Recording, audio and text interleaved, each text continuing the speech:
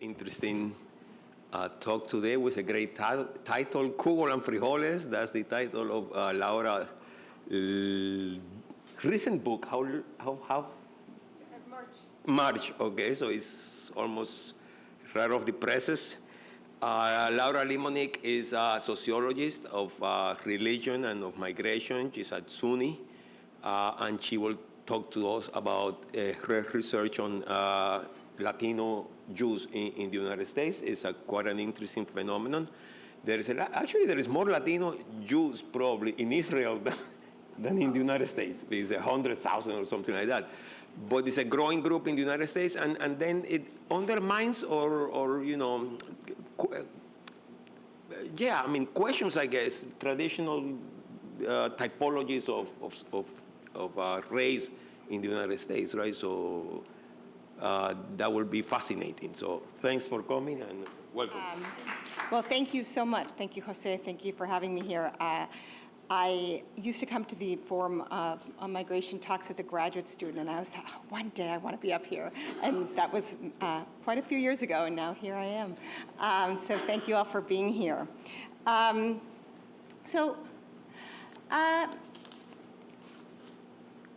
These are the sorts of questions that came up when I was thinking about this research. And really, much of this research came out of my own personal experiences as a Latina, an Argentine, and a Jew in the United States. And people would say to me, wait, aren't you Latina? How could you be Jewish? Or issues of race, how could a white girl like you speak Spanish so well? That was a big one when I was living on the Lower East Side in the 90s. And this last one is not my quote. It's from a respondent that I interviewed who was in Atlanta, and he was going to the synagogue, and they said, oh, you're from Venezuela. You must be converting. That's so nice. So there was a lot of this, I am, but I'm not. Where do I belong, and what does that mean? I grew up in suburban Boston in an area with a large Jewish population, and these sorts of questions came up all the time. And I remember thinking, but my parents speak Yiddish, we eat sort of the same foods, maybe we do some things that are different, but how do people know that there aren't Jews everywhere? And then over time, as I went on to college and I sort of searched for an identity, I joined the Latino students group, and I thought, I'm not really sure I'm accepted here, if I can belong. But it wasn't really until I got to graduate school and then later on when I started thinking about these things, and I had the language to really ask the right questions. And what this means, what is our structure in the United States in terms of ethnic and ethno-religious communities and identity and racial identity? What does that mean for immigrants and how they insert themselves into this paradigm? So the story of Latino Jews is really a story of immigrant assimilation. And immigrants assimilate through many ways, through socioeconomic advances, through language acquisition, through acculturation, but it inevitably involves a change in ethnic identity. A Mexican is not a Latino in Mexico. They're Mexican. They might be Mexican from a certain province, and they might be Mexican of a certain indigenous group, but they're Mexican. It's here that things begin to shift. It begins to shift for how the world sees them and how they begin to see their place in the social world here in the United States. So these are the sorts of questions that I wanted to see. Well, what happens? What kind of options, right, do Latino Jews have once they come here as immigrants? Are they Jewish? Can they be Latino? Can they access a Latino identity or a Jewish identity? And what happens when neither of these fit? Is there a process of ethnogenesis? In other words, does a pan-ethnic group emerge, a pan-ethnic identity emerge, if neither of these two existing groups really fit?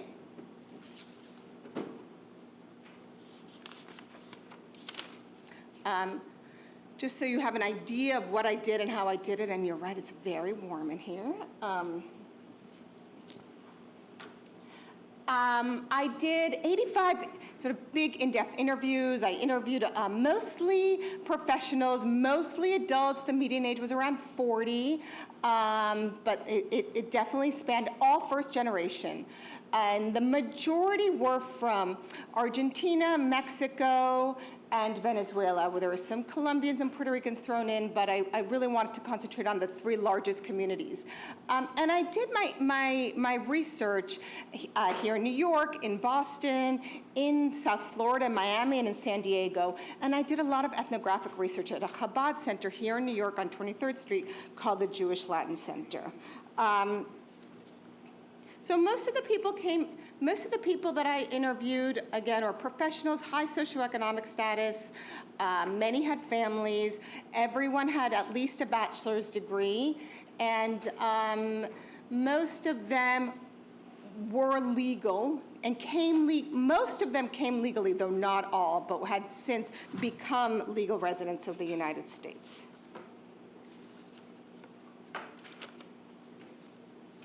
So, Jewish identity, Jewish communities, a sense of group identity, as well as a social identity, how you perceive yourself vis-a-vis other groups, has a lot to do with the national context where communities are constructed. So this picture here is a picture of Moisesville, which was what they called the colonias of Baron Hirsch, the Baron Hirsch colonies that were a project of Baron Hirsch in the 1880s to colonize parts of Argentina to have Jewish colonies and to have Jews work the land.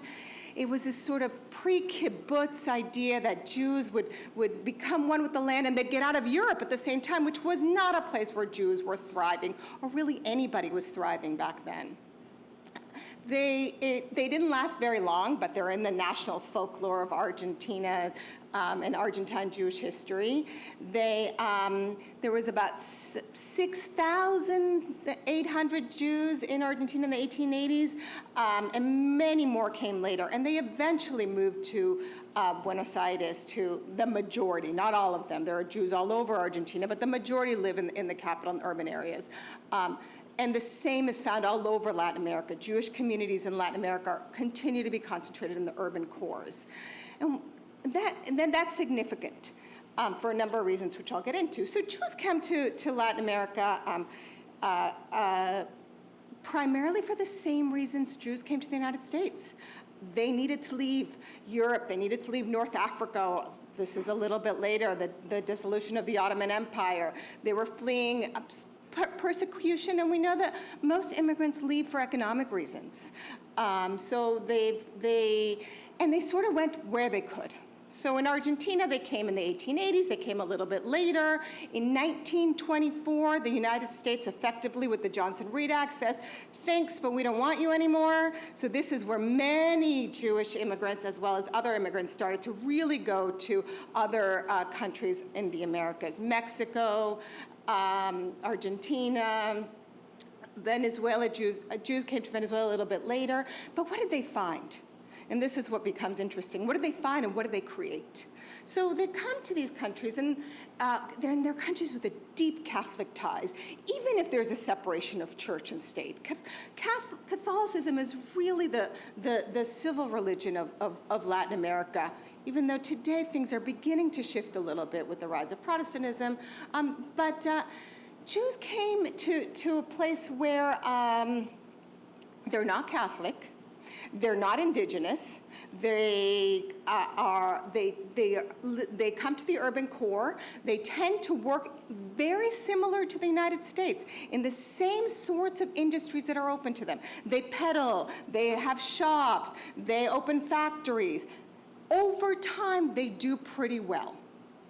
But they don't attain the same kind of professional status that American Jews do till many generations later. At the same time, the countries in Latin America over time evolve to have, the Jewish communities evolve to have very strong centralized institutions where it's called the Kehillah model. So there's sort of a central organizing institution where all Jewish organizations sort of defer to these larger one centralized institution. Jews tend to congregate together. They tend to live closer to one another, even if things have shifted over the years. The communities are much more tight-knit. And what's interesting and what happens in Latin America that did not happen in the United States is that over time the state does not provide the same kinds of services and the same kinds of institutional services that the United States provides for its citizens. So there's schools that the public schools are not so great. And what happens? If they can, over time, the Jewish schools get built. So kids go to Jewish day schools. The community centers in Latin America are social, cultural, important focuses around which Jewish life is built and organized. And Jewish pan-ethnicity takes place there, right? This is where real Jewish life happens. All of this is happening outside of the synagogue, and this is what's important to know. Jews live in Latin America, in the urban core. They tend to exchange, they have very strong social networks. There's a strong organizing institution, and they tend to belong to private, Jewish, secular, not religious organizations, so there's a very, very vibrant Jewish life that happens outside of the synagogue. At the same time, national culture absolutely influences how Jewish identity is built. This is a picture of the women's Hebraica. Hebraica is one of these social cultural institutions. We can think of it a little bit like a JCC, but bigger, in Israel in front of the Western Wall. In Argentina, for example, one way of being Jewish or defining your Jewish identity is through your alliance with a traditional Jewish soccer team from a Jewish neighborhood. Food is another way that we know oftentimes that Jewish food is tied very much to a Jewish identity. Well, Jewish food is different and is highly influenced by national cultures. So this is a picture of a kosher taqueria in Polanco, which is a Jewish neighborhood in Mexico City. And these are Jewish tacos. And all of this, so this is sort of the background and why it's different to what happens in the United States. In the United States, religious pluralism is a norm that was enshrined in the Constitution. Jews are not othered in the same way that perhaps Jews are othered in Latin America. And I don't want to say that Jews have not achieved success or socioeconomic success in Latin America, but oftentimes they are maintained at the borders of the mainstream. In the United States, particularly in the areas where the majority of Jews reside, and this isn't all over the United States, but in general, along the coasts and in the big cities, being Jewish is part of being, is the mainstream. And in large part, it has to do with the history of immigration, the history of racial formation in the United States. It has to do with, and it has to do with religion and the place that we give religion here in the United States.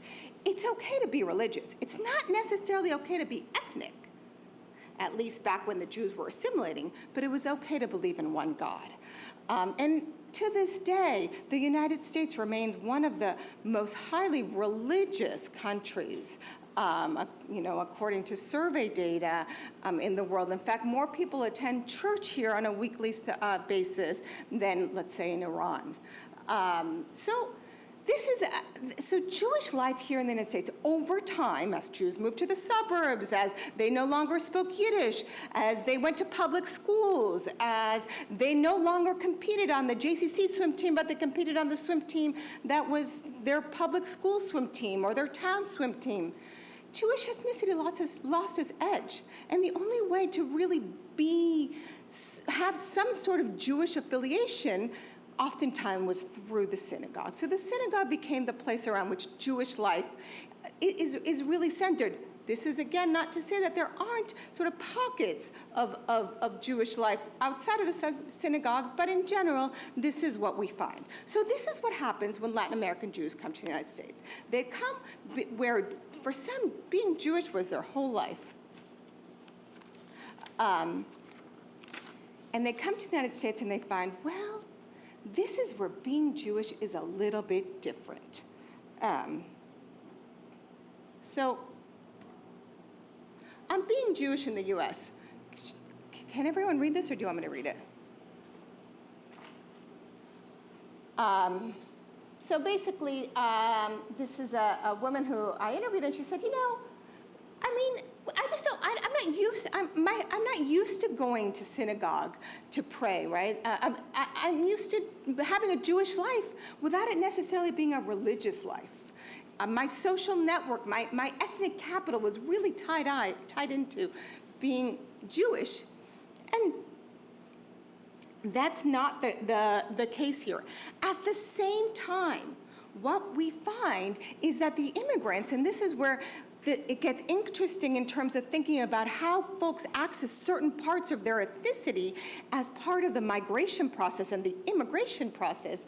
What folks found was that in the areas where they settled, being Jewish kind of gives you insider status, okay? It makes you part of, it can make you part of a club to some extent, right? It's like, well, you're Jewish, I'm Jewish, we're of one, right? It's the least common denominator theory, this idea that we latch on to what we have in common. But moreover, because Jews in New York, in Miami, in the areas of Boston where these folks settled, are part of the mainstream, it also shows, hey, look, I'm a Jew too, I'm part of the mainstream.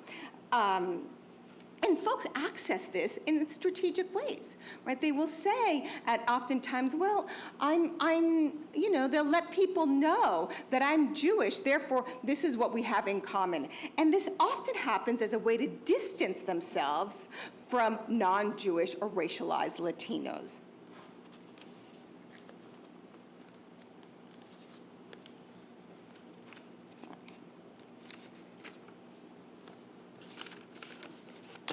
At the same time, people use ethnicity and ethnic capital as a conduit for trust. And we see this among many immigrant groups. It's also it's an exchange of resources, and these resources can be particular information, trust, jobs, all these sorts of things that immigrants exchange, and it's predicated on this idea that we're both Jewish. So we have this in common. So it's an ethnic kind of capital, right? So we talk about social capital, we talk about human capital, cultural capital. Well, this is a social capital predicated on a shared ethnicity. This is the first quote that I think says this very well. And the second one, there's also, there are some advantages to being Jewish here. I have some things in common. But at the same time, and this is where, when thinking back a few slides, when I talked about, well, what are you? What if you're not really accepted, or what if you don't feel like you always belong? When we're thinking back to sure, these folks are Jewish, but they absolutely have a Latino connection and a Latino identity, right? That doesn't go away. And that sort of, again, makes them feel as if they're not necessarily, they don't share the same experiences as the Jewish Americans, their co-Jewish ethnics. One of the ways that this happens, for example, is through language. This is one of my favorite quotes, and I will read it because I love it so much. So this is a professor here in New York, and she said, speaking Spanish creates a special, distinct connection. In general, speaking a language creates a connection when I am in stores or restaurants. It, speaking Spanish, establishes a kind of intimacy with servers that I enjoy. It's a it's a pleasant, quick moment of intimacy. So many of my respondents had these moments, right? These small moments where they have an attachment to someone. This might be about soccer, about politics, about food, about music. But oftentimes, they establish these connections within a social hierarchy where they rank higher on the social hierarchy. So that's also important to note. But that still doesn't mean that they don't have a strong Latina identity. So this woman said, I have a Latina identity, the language, the music. She then goes on to say, you know, everything, even how I laugh. And then she went on to say, even how we die is different, right? So this idea that I'm sure I'm Jewish, but it's not the same. And when we think about values, right, we think of oftentimes, a lot of the scholarship on Jewish Americans and talks about values that were different but are now likely middle-class values. Well, Latinos say, well, my values coming here are not American values. So this is a big one, right? And this is how they feel separated from oftentimes the Jewish community. You know, I don't have the same values. Family is important to me in the same way. I don't want my kids to move far away. I don't want, we believe in warmth. You know, we're much warmer. Our friends are much more important. And, you know, as social scientists, sometimes we look at these things and we think, is that really important? But it's absolutely important because an immigrant integration is made up of aligning your values with the values that you encounter here. Oh.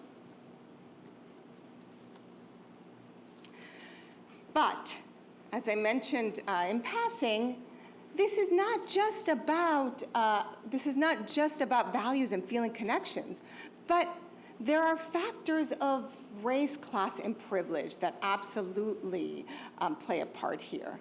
So here we have Jorge who says, in California there's so many Mexicans, both well-off and not, and I have non-Jewish Mexican friends. But mostly the non-Jewish Mexicans I see are not of my social class. So there was a lot of reference to social class. And in many ways, what immigrants bring with them is their class ranking. And that's something that even if they experience some sort of downward mobility, however small, they still have an internal sense of class ranking that they bring with them from their home countries. And this particularly came up in Miami. So in Miami, where it's very much a Latino town, one of the ways that Latino Jewish immigrants differentiated themselves against the larger Latino population was by calling upon these class schemes and their place in it, even if some of them came undocumented and were doing jobs that they never would have done in their home countries. In their mind, they're different because they're Jewish, because they're educated, and they rely on previous class schemes to sort of elevate their sense of social identity in these circumstances.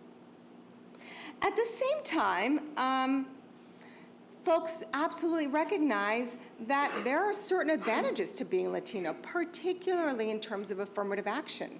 And most of people didn't necessarily shy away from claiming a Latino identity if they saw that it could have some benefit to them in terms of schooling, in terms of government work, whatever kinds of diversity initiatives might call for a person of a Latin American background.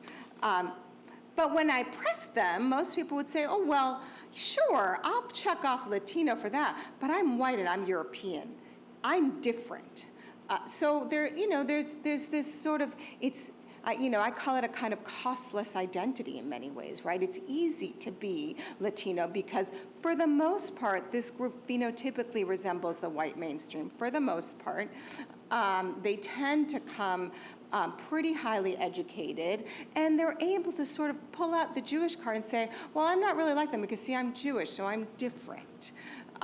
which gives us a little bit of food for thought of what this means in terms of the larger Latino or Latinx identity and group, pan-ethnic identity and pan-ethnic group here in the United States. So, to backtrack a little bit, so we have folks that sometimes feel Jewish, sometimes don't feel Jewish, same with the Latino identity. So then we want to know, well, then Mary Waters and David Middleburg have this nice theory. It says, well, you know, if they don't belong in one group and they don't belong in another group, then ethnogenesis will happen and a new group will form, right? They'll have, these immigrants will become, they'll form a new pan-ethnic group or a new ethnic identity and all will be good. And I found that, well, it's a little bit, at least for Latino Jews, a little bit more complicated than that. So really, how does a Latino Jewish identity emerge and community? And if so, how? So I really, you know, I like these simple graphs because I think it really boils down to, well, it has to do with who's coming, when they're coming, and where. So who's coming? Is it young professionals or is it families? And the reason this is important is because if you're coming as a family, most of the social science literature will tell us that that's the point in your life when you're most likely to need institutional support. And that might be in the synagogues, that might be in schools. If you're coming as a young professional, you're coming to school or you're coming to work, you're going to find your way at the university, at school. You don't need the same kind of institutional support to integrate or insert yourself into society. So where? And this is really, I was really interested in this, on what does the physical structure look like, where they're coming to, in terms of what neighborhoods people are settling in? How does that contribute to ethnic identity building or ethnic group construction? At the same time, so do public spaces, what are the municipal offerings, right? What does the government provide? And what's the general culture? And when? So when are they coming? In terms of, if they're coming to an area that has established communities, are they able to just insert themselves in those communities, or are they able to change their communities in any way? So I really compared New York City and Aventura, Florida, which is in sort of North Miami Beach. And I found that who's coming and where they're coming to is really instrumental in fomenting a pan-ethnic group. So most folks that come, New York is expensive. Most people that come to New York either come alone, come to study, come with most people in my study, I should say, or come with a job. If they come with a family, in general, they're bypassing the city altogether and they tend to go straight to the suburbs because it's very expensive to come as a family and insert yourself in New York City, for the most part. So what does that mean? It means that they're not ripe for making new Latino Jewish connections, even if they would want to, because they're inserted in their school or their new law firm or their new theater program or whatever it may be. And New York is 300 square miles, even though Manhattan's only 20, and people sort of live wherever they live. It's hard to get around. You know, you're busy. This again sounds a little trivial, but this is what people would say to me. I'd say, well, don't you have friends that are from, other friends from home? And they say, yeah, but I live in Brooklyn and my friend lives, in Washington Heights. I never see him. And this happened all the time. These sort of stories happened all the time. And the only way that Latino Jewish ethnic groups were formed was through institutional support. So most people that came to New York from Latin America, most Jews that came and settled in New York were young, they were professional, they were in their 20s or 30s, and but among them, a number of them made their way to this Jewish Latin Center, which is a Chabad center in New York City. Now, most of the people that attend this Chabad Center, I would say 99%, which is very common with Chabad centers, are not observant. They attended the Chabad Center because they had heard about it from other people. And when I first started going, I remember I don't even remember the year, maybe 2011. The folks really sat with their co-nationals, right? The rabbi's a Brazilian guy. The service had some Spanish, some Portuguese, English, Hebrew, obviously, and at the end they break out and they have a big dinner and a big happy hour. There's a lot of drinking, which I also learned over the years that this is quite common with Chabad centers. But it was really a meeting in a social place. And I thought, oh, how fun, right? And they thought, how fun too. But what happened over years, as the Argentine table and the Uruguayan table and the Colombian table began to get mixed. And now you're forming real pan-ethnic connections, so cross-national connections. And folks don't just go to see their Argentine friends. They're now constructing really a new identity where language gets a little mixed up, where the slang from one country becomes the slang from somebody else, where people share histories, and they connect on that part of their shared history to connect a new sense of group identity. And one of the ways that we know pan-ethnicity or sort of cross-ethnic ethnicity is happening is when people marry outside of their particular ethnic group. And this is what happens here, right? In some ways, it's bound to happen because this is what Chabad centers. This is one of the big aims of Chabad centers. The rabbi would like one of the what he calls the mitzvahs or the good deeds is to get Jews to marry other Jews. So he does a lot of matchmaking work. But the matchmaking work, what happens as a result is that you have lots of now couples and families that are formed across national origin groups. So a Mexican and a Mexican Jew and a Venezuelan Jew, an Argentine Jew and a Colombian Jew. And then you really get a sense of a new group identity. So that's really the only place that I saw this here in New York. But here's a picture of Aventura, Florida. It's very lovely. They're nice, very close to the beach. It has the largest Latino Jewish population in Miami-Dade County. The Cubans are not part of this particular community. The Cubans settled earlier, and they settled in other places of Miami Beach. In fact, the Cubans were really the first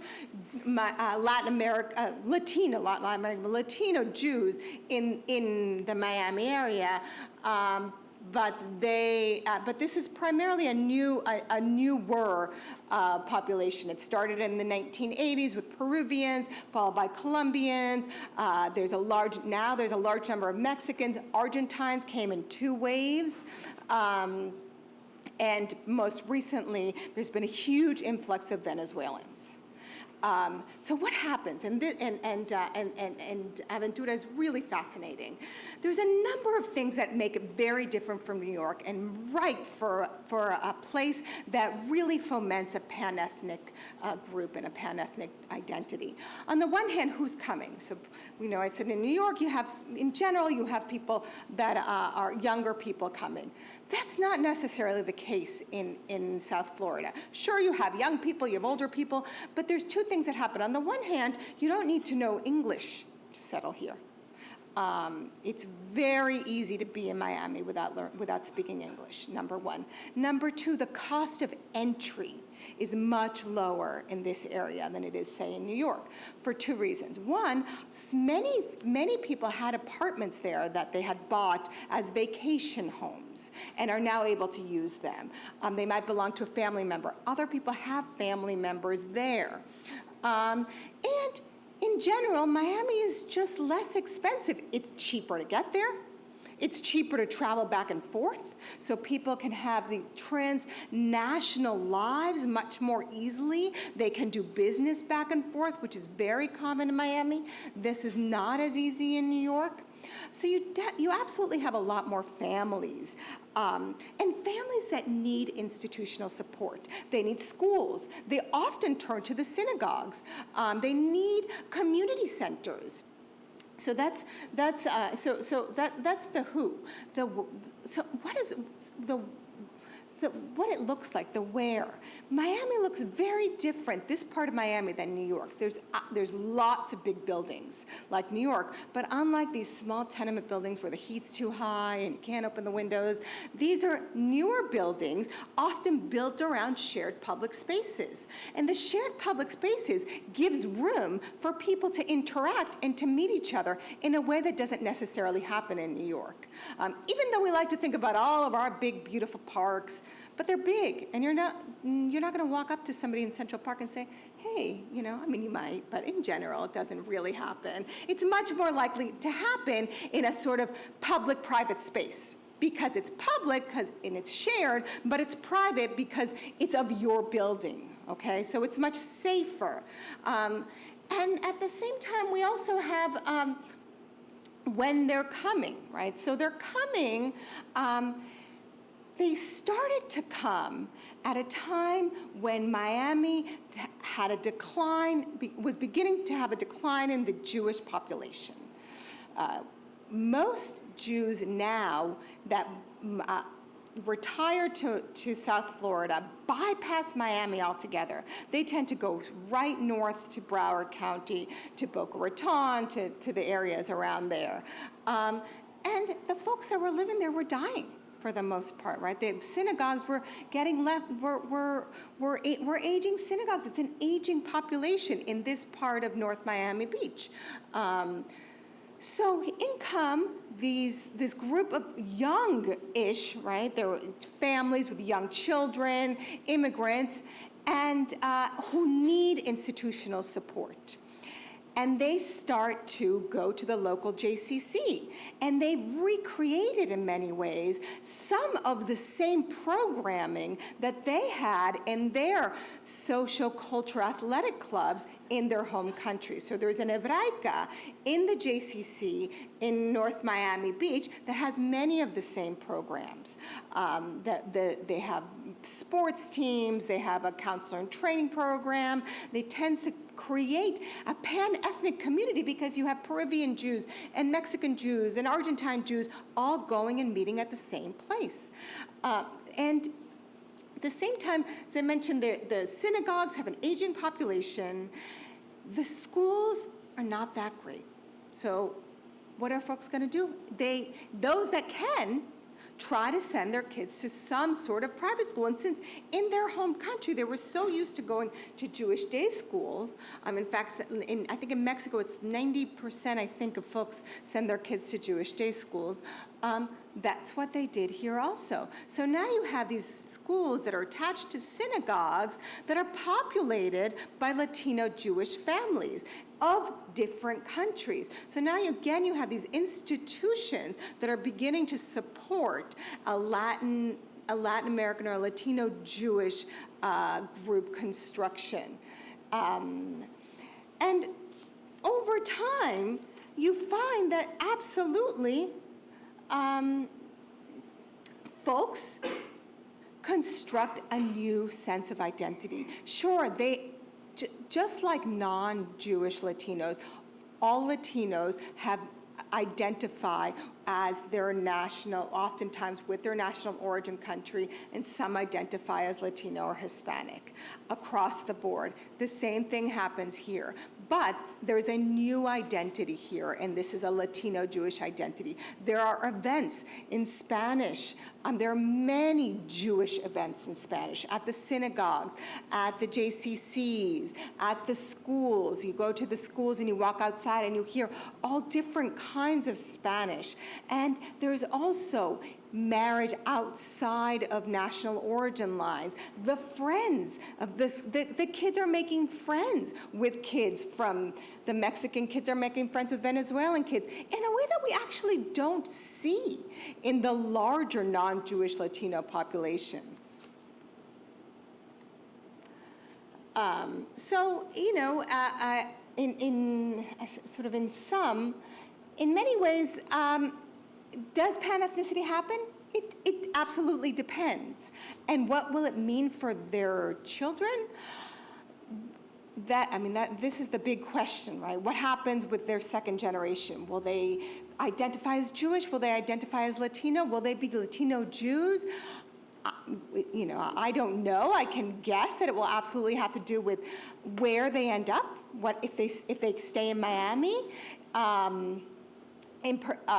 who they marry, if there continues to be more Latino Jews coming in to reinforce a sense of Latino Jewish identity, because that's essentially what also happens in Miami, is that there are newer immigrants coming in to reinforce a sense of identity. And I just the other day, I got a lovely email from a woman who read my dissertation, which I wanted to die that she read my dissertation. And I said, oh, but she said it was, you know, I just skimmed it. But I want you to know that it rang so true. And my children, so she's an Argentine Jew, and she said, my children absolutely identify as both Latino and Jewish. And they speak Spanish, and they read in Spanish, and they go, you know, at the same time, they have a strong Jewish identity. So, you know, I don't, this is you know, an N of one, but we will see what happens. And I do want to point out that most of my research happened pre-Trump. And there's been a rise of anti-Semitism, and one of the things that made people feel so easily Jewish in the United States was the fact that there was not the visible kind of anti-Semitism that exists in Latin America. I'm not sure that that's the case anymore. I don't think it's the heights of Latin America, but we do see it more and more, and that absolutely has an effect on your sense of being part of the mainstream. That's where I will leave you and take questions.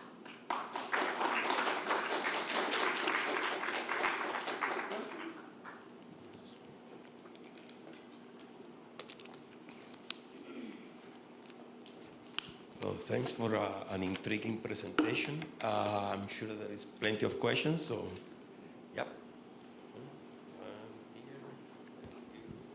Hi, as a Sephardic Cuban Jew, I think that you've mixed several concepts in a jumble where you didn't, from my perspective, portray the Spanish-speaking Jew in the right formulation.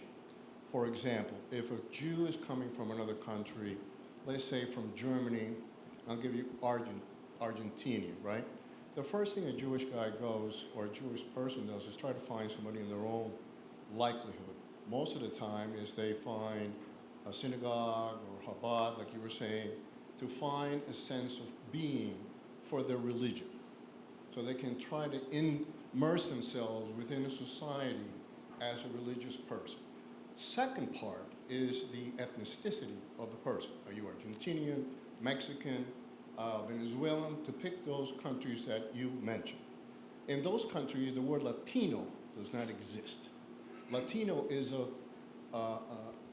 a word made by the United States government for census purposes to group all Latin people as Latinos. When you speak to a Venezuelan, Bolivian, Colombian, Argentinian, Brazilian, what are you? I'm a Brazilian, then I'm a Jew. Jewish is a religion, a sense of country is something else. So when you mix concepts and you portray it, I think you've missed some of the concept of what a Jew is and what a Latin-speaking or Spanish-speaking person is. To go back to your comparisons of New York and Miami, wow, what a discrepancy of situations. the history, I'm from Miami originally. The history of Aventura was started by Jackie Gleason back in the 1960s of a very high-end type of retirement community. And when that got filled up and people started moving up in the ladder, they started moving north, like you said, to Boca Raton, et cetera. So and it's part of an economic up and down in Miami that happens. So the people from South America would buy to escape, save dollars, a million and one situation. But if you speak to the people in Aventura, which I have a zillion friends there, they're Jews, and they come from Colombia, Mexico, or whatever. So that's just my 20 cents worth on your presentation. A zillion people in, what is the name of the place? Aventura. Oh, okay. I also feel that the way you describe Jewish people coming and saying, I'm above because I'm Jewish. We have something, because we're Jewish. I found that really offensive and really racist. And I really feel like most people that come from different countries tend to live together because it's a comfort. So. Okay, so you want to grab a few questions? I'm not sure either of them had questions, but I absolutely can.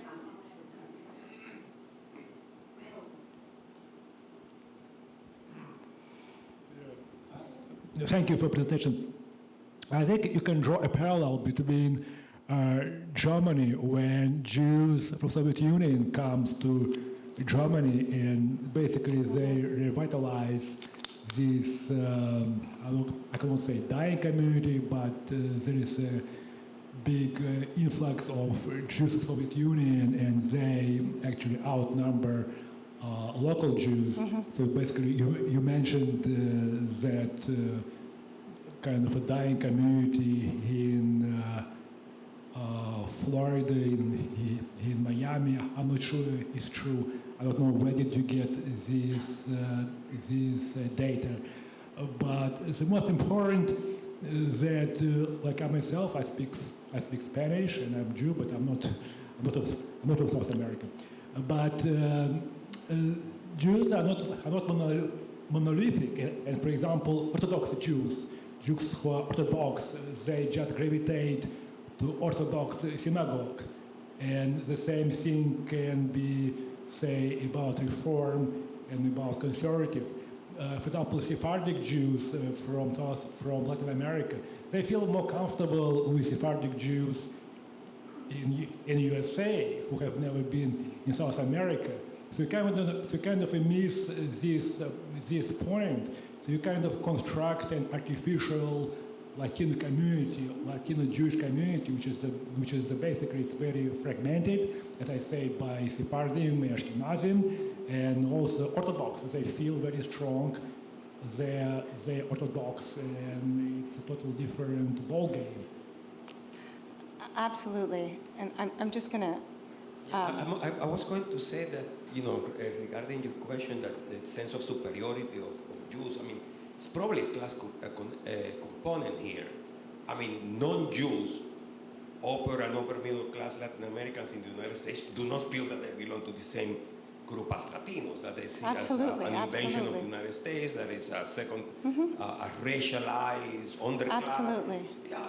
Absolutely. And that's true, even within the same groups. I remember I used to be at Princeton, and Puerto Ricans from the island, mostly children of professionals and upper middle class people, and they come to Princeton and they don't feel socializing with New Yorkers because they think that New Yorkers are not Puerto Ricans. They're Puerto Ricans, they're from the island, and they're from a different class. That New Yorkers are people from barrios in New York City, and that's fine, but that they may be of similar origins, but they don't feel that it's the same people. So that's not that rare, actually. And, I should, I have a microphone. I don't draw, I'm not, this is from the data, right? This is from interviews. This is from the Pew Research data that I crunched. That I am not saying that Jews feel because I didn't come up with this on my own.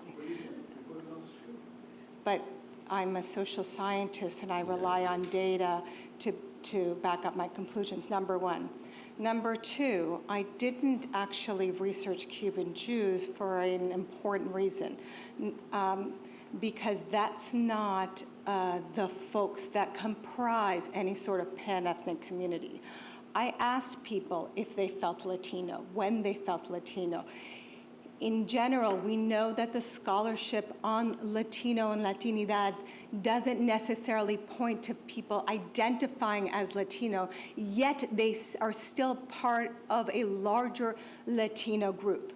Number four, Latino is an export that Latin Americans are now beginning to use. So you hear this all over Latin America. It means different things for different people in different contexts. Number five, Jewishness is absolutely not only a religion, and that's absolutely what my research is about, which is why I think the point about the fact that that there are more observant Jews, Orthodox Jews, Sephardic Jews that might go to different synagogues is an important one. But I tried very much to concentrate on the ethno-cultural and ethno-religious factor of Jewishness, the ethnic part of it, not necessarily the religiosity. Because folks that are more religious are much more likely to automatically belong to a synagogue and identify much more strongly with the Jewish religion.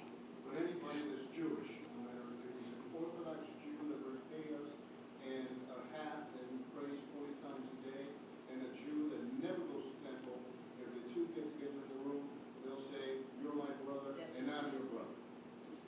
Yeah, that's what she's saying, is ethnicity. Okay, I didn't quite understand that from your. I was going to also remark on something, that there is important national differences. Absolutely. This is between Mexican Jews and Absolutely. Argentine Jews, probably are different. I mean, one is in terms of social class. Mexican Jews are all concentrated at the very top, like Lebanese actually. Polanco is also Lebanese, Mexican-Lebanese neighborhood. Yes. Argentine Jews are much more numerous, so they're more much more spread in the middle. throughout. Absolutely.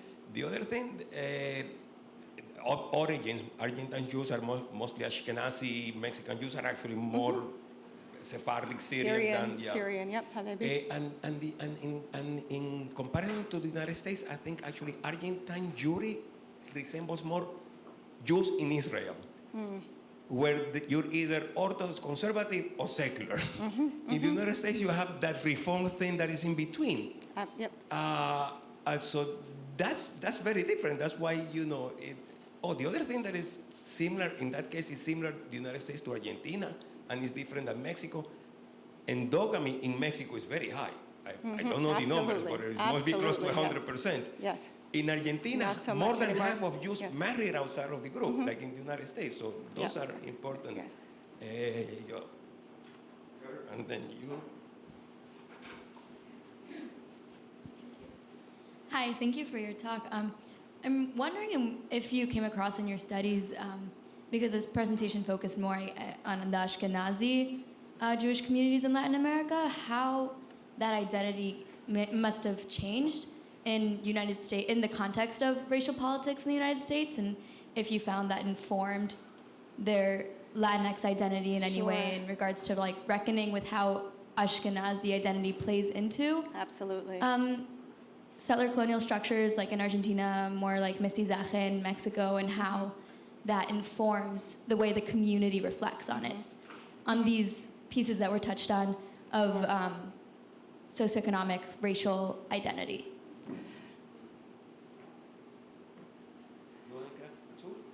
Sure, I'll do two. Hi. As a student of Columbia and the Jewish Theological Seminary, I really appreciated this. I wanted to ask about whether Ladino and Yiddish are still live languages, or whether there's sort of a resurgence in Sure. trying to hold on to them. Okay. So just for comparison's sake, since we have a lay of the land more or less, about 80 to 85% of Latin American Jews are Ashkenazi. The difference is that there are very strong Sephardic communities, and they've been able to maintain stronger Sephardic communities, particularly in Mexico, for example, in Venezuela. What happens here in many ways is that, as immigrants, you sort of make, particularly folks that settle in areas where they might belong to a synagogue, is that they are going to, make do with what's there. So religiously, one of the issues that happened a lot, and I say, I think of it as tradition as opposed to religiosity, so a sort of traditionality, is that people like to observe the same way they observe back home. That's their connection to their Jewish heritage in many ways. So what happens when you come to a synagogue here and in Venezuela, synagogues are sort of orthodox, highly conservative, right? They're in between orthodox and conservative, and there's what often happens, particularly for the Sephardic community, is that the conservative synagogues here are not traditional enough. In terms of race, which I think is also your question. They run the gamut, and they don't all, Sephardic Jews don't all look like the white Ashkenazi Jews. And I think that came up a number of times. And this is when folks say, well, I want people to know that I'm Jewish and you're white, right? That I'm Jewish and I'm white, because they see themselves as white. So that was something that came up often. And your question? So Yiddish in Argentina was, I think it was probably 1980, beginning of the 80s was the last year that they stopped teaching Yiddish at the Jewish day school, which means that, less than one generation above me speaks fluent Yiddish. So absolutely, people continue to speak Yiddish in a way that doesn't happen here, and Ladino. But is there a resurgence? There's a resurgence of Latin America in many ways is moving to there's a resurgence of more religiosity, of more observancy that might come hand in hand, but I don't know. But in general, when it's very observant, then they don't necessarily speak Hebrew, right? If it's more Lubavitch, then they're not going. So this is where we might see more Yiddish being spoken. You know that I was going to say that the question of race also happens within Sephardi. I have seen Sephardic complain that, they're telling me, I will ask and they say, I'm Sephardic, but real Sephardic from Spain. Not like all of these Mizrahim, all of these Arabs that claim they're Sephardic. Absolutely. They're not Sephardic. They're not from Spain. Don't you see them? They're dark. They're like Arabs. The racist language, even within the Sephardim, is actually quite interesting. Yes, and that's how people construct a sense of self, right? This is how they see themselves against others, right? Absolutely. No, they also felt insulted that the name of Spanish have been appropriated by these people who are from the Arab lands, Yemen, and they're swarthier, sure. And they will say, are they truly talk to them in Spanish? If they don't understand, they're not Latino, they're not Sephardic. Yeah, so I guess my question more specifically was, and thank you. I come from the Mexican Ashkenazi community, and I found that throughout my upbringing, I've had a hard time articulating these racisms that you've both given examples of in context of post-colonial discourse and how we're talking about being European Jews in a place where that gives us a leg up in society. And I feel like that's not talked about. And I feel like it's not something that the community has an ability to articulate. And I'm wondering what your thoughts or visions are for ways in which that can become a healthy discussion. You should see the way Mexican Ashkenazi talk about Syrians and Aleppo and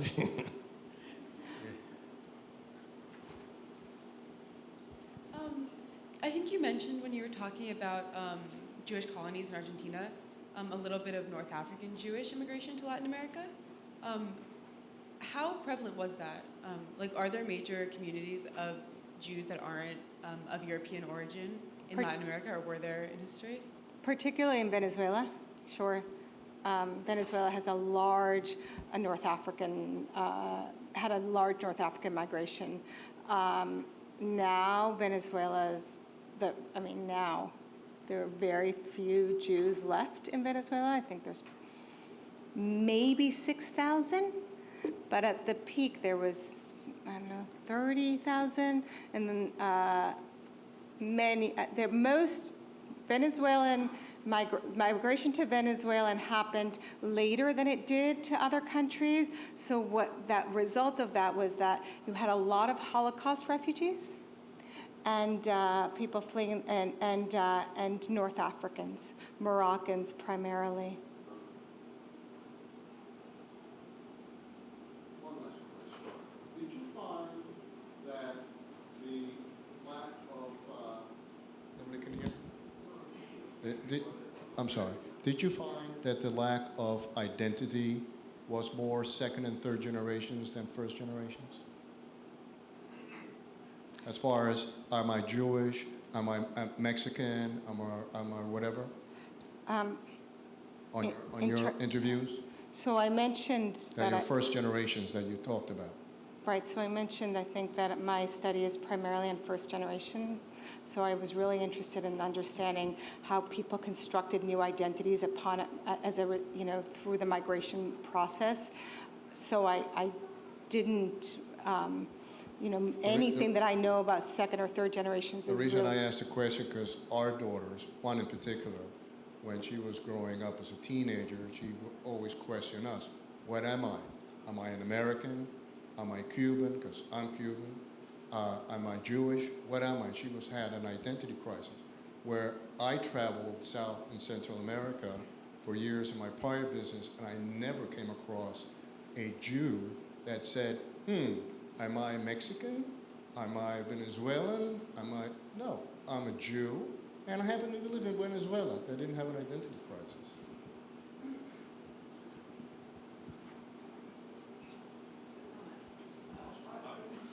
Just comment on what you just said. Are you saying that identifying or questioning many different identities equals to having an identity crisis? It equals to having an identity crisis if you identify with more than one identity, if you have 2 or 3 or 4? What happens is, in school, the kids say to you, what are you? So when they try to label you because of all the labels that the United States puts on people, then it becomes a question of who are you, what am I? But in other countries, there's really not that much, as far as my experience, there's not that much of who are you? Are you Mexican? Are you Catholic? No. You're Jose Rodriguez, whatever your name is, and you're my friend. And the religion is second. Who you are is first. Who you are, regardless of labels, I would say. Thank you for your presentation. And just going back to this identity crisis, I feel like we have to take into context the American political context. We have extremely racial categorization in here that we don't have in Latin America, and therefore that's why the identity crisis happens. And especially when you're filling out those forms, like, what am I? Am I a Black Latina? Am I? Absolutely. And just going back to my history, I come from Sosua, which is where in 1940 a lot of Jewish people settled. As an outsider living with Jewish, I could identify with the same issue that you're saying. Even descendants of the Jewish migrant, they decided to give up their German and Austrian citizenship because they felt that they were more Dominican. Not as more Jewish, but that they felt more connected with the Dominican identity, but that didn't mean that they were not Jewish enough. And I feel like we should take into account that sort of dynamics between, adapting to this new sort of culture and then migrating. And actually, a lot of the Dominicans, Jew who settled into SUA, they migrated to the United States because of economic opportunities and all of that.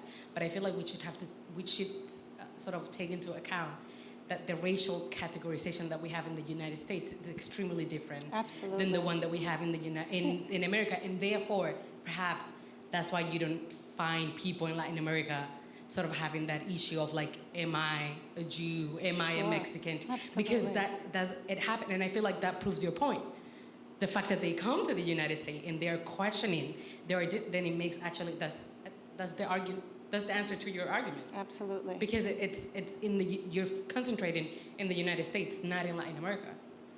And I think you bring up a very good point. And, I wish that I could get into sort of all the nuances that I discuss in my book. And I really sort of tried to give you a color, the social experience of this group of migrants. But one of the big things that I didn't talk about is really the construction of race in this country, and the construction of Jews as white didn't just happen.